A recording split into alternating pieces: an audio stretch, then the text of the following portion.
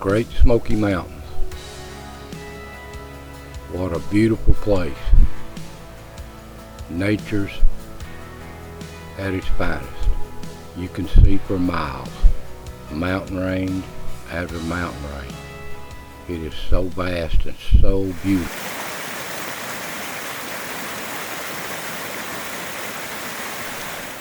All the mountain streams,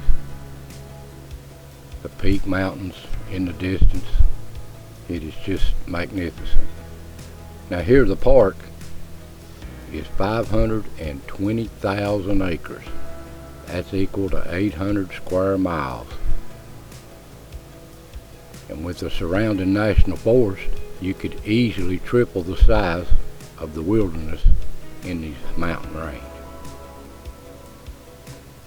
Some of the parks that national forest around it is Cherokee National Forest and Natalia National Forest, just to name a few of them.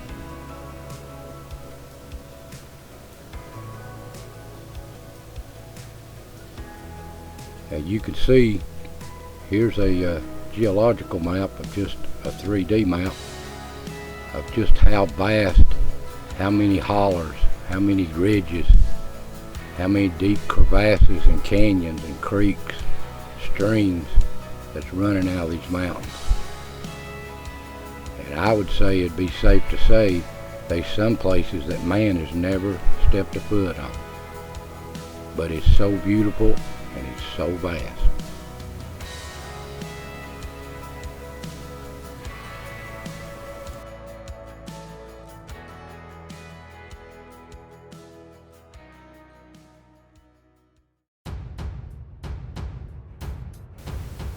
This country and all these mountains and all the surrounding mountains, all this was Cherokee land.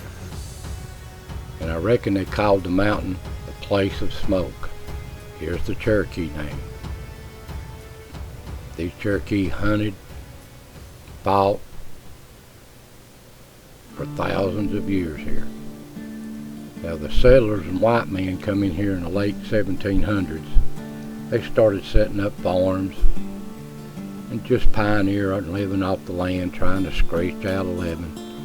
And from there they starting little communities. But it was a hard life. And they started exploiting the timbers, the natural resources of the park.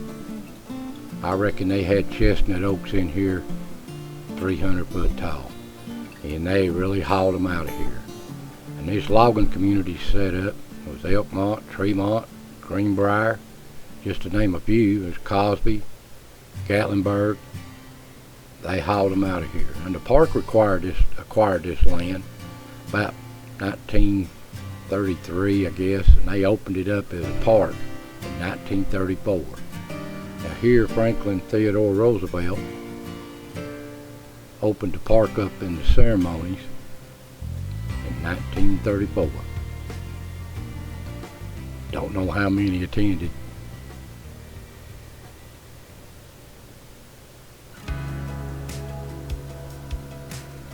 Now today, the park went from, I guess 40, 50, 60 years ago, from a few hundred a year to a few thousand.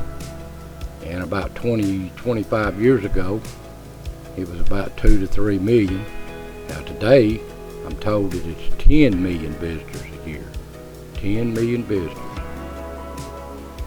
And I've also learned that you could take Yellowstone National Park, Grand Canyon National Park, and Yosemite and combine all them visitors together, and they still cannot equal what the Great Smoky Mountains has in visitors every year. Of course, I can't blame them. It's such a beautiful park. But it has its downfalls. Traffic. They've been working on roads around here for 30 years. And it's still bumper to bumper.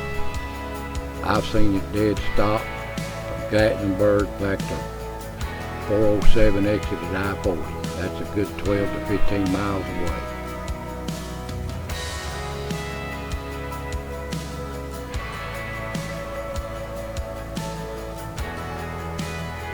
Here's Newfound Gap parking lot. A lot of visitors come and go there.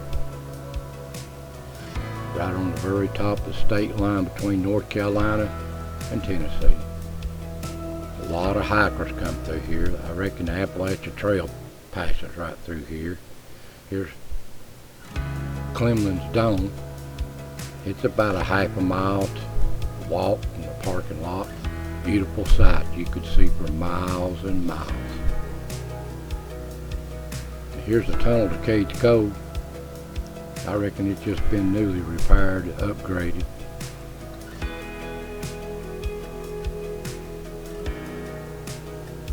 And here's Cage Cove. If you've been to Cage Cove, you know what you're seeing here. It's bumper to bumper. And if they see some kind of bear or deer or something, it's a dead stop. You don't even know what's going on a mile ahead of you.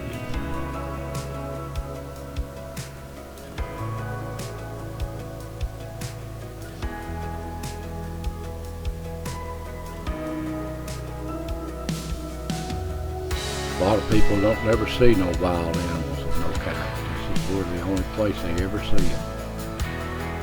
But can't say that I blame them. There's such beautiful wild animals here. But you leave them alone. Yes, the Smokies are beautiful.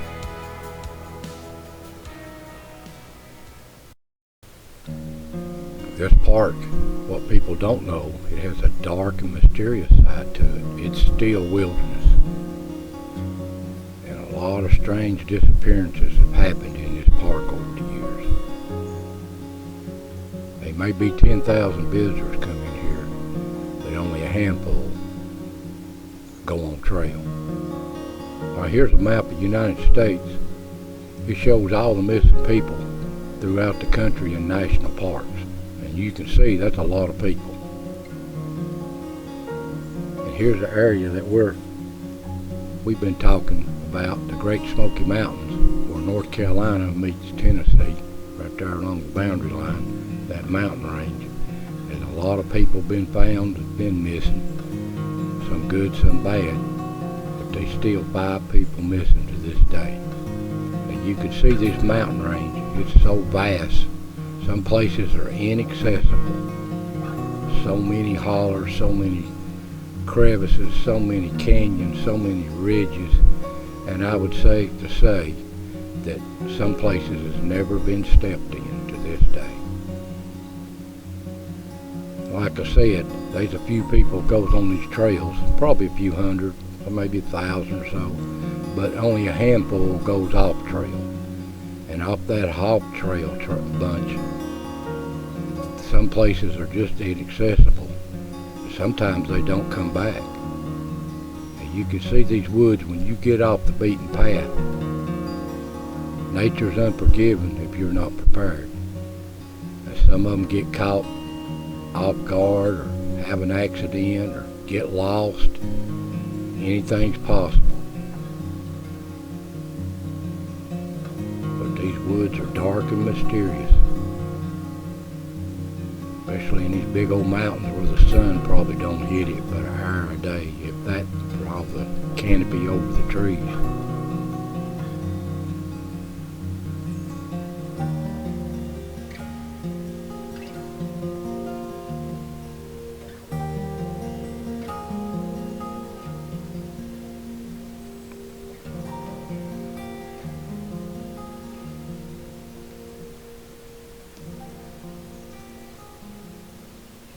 Now here is the list of the 5 people that's still missing to this day. There's Dennis Martin, age 6, 1969. Trinity Gibson, age 16, 1976. Thelma Melton, age 58, 1981. Christopher Cessna, age 45, 2011. Derek Lipkin, age 24, 2012. These 5 are still missing to this day. Not a trace of them can be found. It's like they was with a group of people and they were just gone for a second or a minute or two, separated, and they disappeared. Some is logical, but most of them just don't make sense, like they just disappeared off the face of the earth. Now here's a map of where they was last seen at, where they disappeared. Dennis Martin disappeared up there on Spence's Field on the Appalachian Trail. He was playing in front of his parents and went behind a bush for a minute, but didn't come back out. And Trinity Gibson, she was going with a school group to Andrews Ball from the Kremlin's Dome parking lot, and she got separated from her group just for a few minutes ahead of them, and she just disappeared, never to be seen again. Thelma Martin, walking with her friends in the Deep Springs area, got separated from her friends just for a minute, disappeared, never to be found. Christopher Cessna, they found his car in the parking lot at New Pennsylvania Gap, but on the trail a little bit they found his backpack, just like he took it off and just disappeared, walked away, no trace of it. And that Derek Lipkin, he was there at New Pennsylvania Gap parking lot, walked off on the trail, and never to be seen again. So I couldn't tell you what happened to these 5 people. I sure like to know, so the families would sure like to know for sure.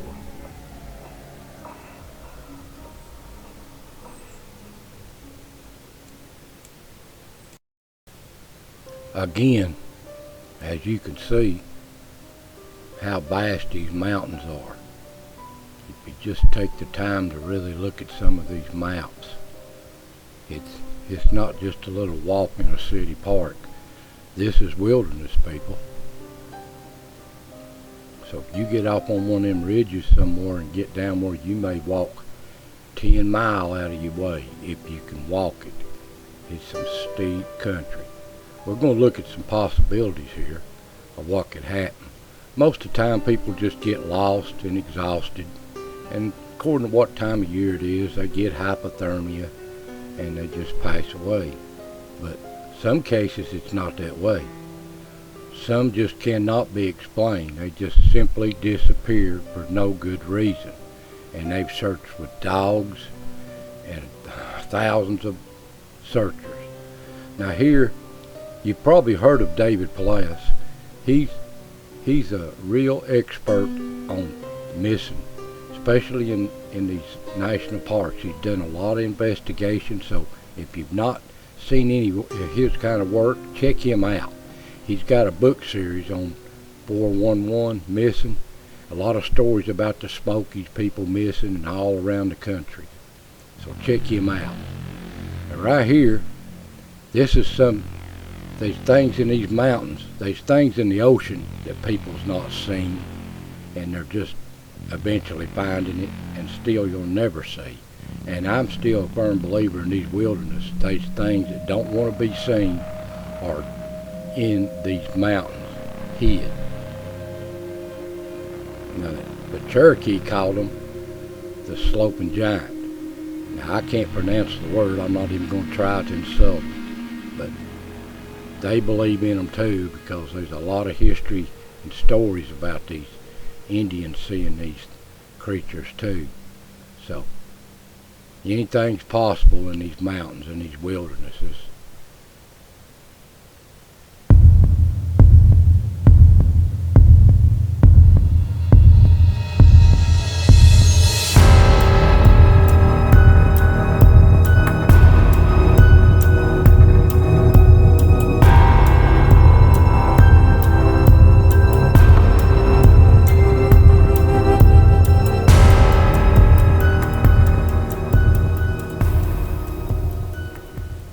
These mountains are vast, a lot of them unexplored to this day.